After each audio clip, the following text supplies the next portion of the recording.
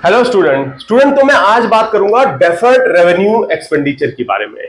देखिए क्या होता है, ये टर्म्स आप लोगों ने पहली बार सुना होगा, मतलब कुछ लोग तो इसको जानते नहीं होंगे क्योंकि अभी तक आपने कंसेप्चुअल अंडरस्टैंडिंग रेवेन्यू एक्सपेंडिचर और कैपिटल एक्सपेंडिचर के बारे में समझा है। ये बहुत इंपॉर्टेंट टर्म्स है। आइए इसके बारे में जानते हैं कि डेफर्ड रेवेन्यू एक्सपेंडिचर क्या होते हैं और पीएनएल में कहां शो होते हैं और बैलेंस शीट में इसका क्या इंपैक्ट होता है। देखिए मैं बैलेंस शीट के बारे में भी बताऊंगा कि इसको हम बैलेंस शीट में कहां दिखाते हैं और क्यों, पूरी अंडरस्टैंडिंग में आपको दूंगा। आइए समझते हैं। देखिए डेफर्ड रेवेन्यू एक्सपेंडिचर, सबसे पहले बात कर लेते हैं रेवेन्यू एक्सपेंडिचर की। रेवेन्यू एक्सपेंडिचर ऐसा कोई खर्चा जो जनरली एक पर्टिकुलर पीरियड के लिए होता है, तो उसको हम रेवेन्यू एक्सपेंडिचर बोलते हैं। जैसे रेंट दे दिया, सैलरी हो गया, वेजेस हो गया, काटेज हो गया, इंस्टॉलेशन हो गया, रिपेयर हो गया, आपने कराया, खत्म, आपने पीएनएल में डेबिट मार दिया और वो सारा आपका उसी टाइम के लिए खर्चा ट्रीट कर लिया जाता है। इसको हम बाद में समझेंगे, मैंने यहां 3 साल की समरी बनाई है। अब डेफर्ड रेवेन्यू एक्सपेंडिचर के बारे में बात करते हैं। ऐसा कोई खर्चा जिसका इंपैक्ट 1 साल के बाद तक बेनिफिट मिलता है। अब वो कैसे, एग्जांपल के तौर पे मैं आपको समझाऊंगा। देखिए कोई कंपनी है, बिजनेस की हम बात कर रहे हैं। एक लेट से आप बात कर लेते हैं, हम जैसे मैं बात कर रहा हूं class 11 chapter number 18 financial statement of sole proprietorship. देखिए इसके अंदर डेफर्ड रेवेन्यू पे चलते हैं। 3 लाख रुपए का मान लीजिए कोई खर्चा हुआ एडवर्टीजमेंट एक्सपेंस, ठीक है।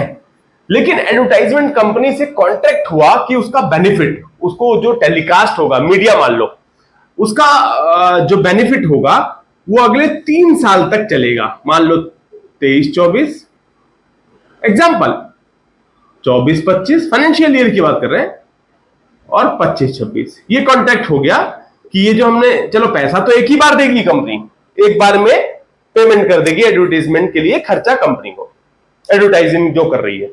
लेकिन उसका जो बेनिफिट मिलता रहेगा, ऑन एयर चलेगा, टीवी पे या मीडिया पे, जो भी खर्चा जिस पैटर्न पे चला है, जो एग्रीमेंट हुआ है, वो 3 साल के लिए मान लीजिए किया गया है कि 3 साल तक आप इसको टेलीकास्ट करते रहेंगे। तो कंपनी को क्या बेनिफिट होगा, ये एक बार 3 लाख रुपए दे दिया और 3 साल तक उसका बेनिफिट आता रहेगा। भाई एडवर्टीजमेंट से क्या उसकी सेल बढ़ेगी या कुछ ना कुछ तो होगा ना। अगर कंपनी अगर कोई खर्चा सोच समझ के कर रही है, 3 लाख रुपए लगा दिए, तो उसका बेनिफिट ऐसा ही नहीं कि एक ही साल में खत्म, यहां पर 3 साल के लिए कॉन्ट्रैक्ट हो गया। आइए अब समझते हैं स्टेबल से। डेफर्ड रेवेन्यू एक्सपेंस तो आप समझ गए, जिसका बेनिफिट 1 साल से ऊपर के लिए चलता है, उसका बेनिफिट मिल रहा है हमें, तो उसको हम बोलते हैं डेफर्ड रेवेन्यू एक्सपेंडिचर।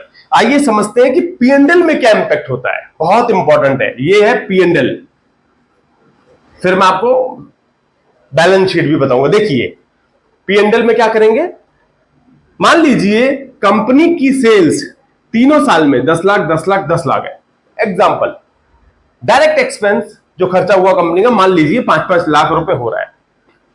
अब एडवर्टीजमेंट एक्सपेंस जो 3 लाख रुपए का हुआ, मान लीजिए ये खर्चा हुआ 1 अप्रैल 2023 को, मान लीजिए।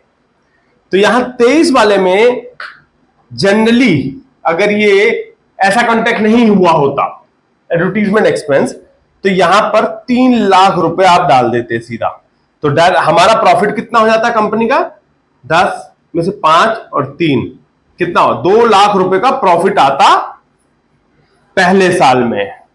यहां मान लीजिए कि नहीं दिखाया, यहां नहीं दिख, क्योंकि आप खर्चा एक एग्जांपल कि आप उसको नहीं ट्रीट करो, अभी एक बार के लिए आप छोड़ दो, तो क्या हुआ होता, 2 लाख रुपए, यहां पर 5 लाख रुपए,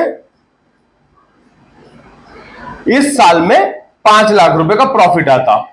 अब बड़ी हैरानी वाली बात यह है, सेल आपके तीनों साल बराबर है, डायरेक्ट एक्सपेंस भी बराबर है, लेकिन प्रॉफिट पहले साल में इतना कम क्यों, दूसरे और तीसरे साल में 5-5 लाख रुपए का बढ़िया प्रॉफिट हो रहा है। तो कंपनी ग्रो कर रही है, आपको ऐसे दिखेगा कि यार हाँ यार 5-5 लाख रुपए का तो प्रॉफिट दिख रहा है, बट पहले साल में 2 लाख रुपए का प्रॉफिट क्यों, क्योंकि आपने पहले साल में ही सारा का सारा एडवर्टीजमेंट एक्सपेंस को बुक कर लिया। हालांकि कॉन्ट्रैक्ट 3 साल के लिए हुआ था, तो आपको ultimately as per rule deferred revenue expenditure में यह बोला जाता है कि अगर 3 साल के लिए है तो आप खर्चे को भी 3 अलग अलग सालों में दिखाएं। तो मतलब पहले साल में आप 1 लाख रुपए दिखाओगे, दूसरे साल में भी 1 लाख रुपए दिखाओगे, तोड़ के दिखा रहे हो ना पीएनएल। आप अपने पीएनएल को भी तो बैलेंस करोगे। डेफर्ड रेवेन्यू एक्सपेंडिचर इसी को कहते हैं, जब आप तोड़ तोड़ के हर साल में उस खर्चे को स्प्लिट कर देते हैं। तो ये है टर्म्स हमारा डेफर्ड रेवेन्यू। आइए समझते हैं। देखिए 1-1 लाख रुपए आपने यहां दिखाया। अब क्या हुआ, पहले साल में कितना आया इनकम, 4 लाख, दूसरे साल में 4 लाख, तीसरे साल में 4 लाख। अब हुई बराबर बात। भाई देखो, आपकी जब सेल बराबर है, एक्सपेंस बराबर है, एडवर्टीजमेंट भी बराबर कर लिया हमने डेफर्ड के कंसेप्ट के चलते, तो आपका प्रॉफिट भी बराबर हो गया। अब आइए समझते हैं क्विकली कि बैलेंस शीट में क्या इंपैक्ट होगा, क्योंकि आपने पैसा तो एक बार में दिया है, लेकिन फर्स्ट ईयर की जब आप बैलेंस शीट बना रहे हो तो बाकी का बैलेंस क्या होगा, कंफ्यूजिंग है। देखिए समझिए, बैलेंस शीट बहुत अच्छा कंसेप्ट है ये। लायबिलिटी यहां होती है, अमाउंट हो गया, एसेट हो गया, यहां अमाउंट हो गया। देखिए क्या होगा, कैश आपका मान लीजिए ये आप 23-24 का है, पहले साल का कैश आपका 3 लाख रुपए गया। मान लो एग्जांपल के तौर पे आपके पास 10 लाख का कैश था, तो 10 लाख माइनस 3 लाख, आपका कैश तो यहां पर 7 लाख बचा पहले साल में ही। 3 लाख रुपए पूरा पे कर दिया ना आपने 1 अप्रैल 23 को। लेकिन उधर एक और कंसेप्ट है, क्योंकि आपने पीएनएल में, भाई देखो एसेट आपने पूरी घटा दी, पीएनएल में 1 ही लाख डाला है, 3 लाख नहीं डाला पहले साल में, बाकी बचा 2 लाख आप एसेट में डेफर्ड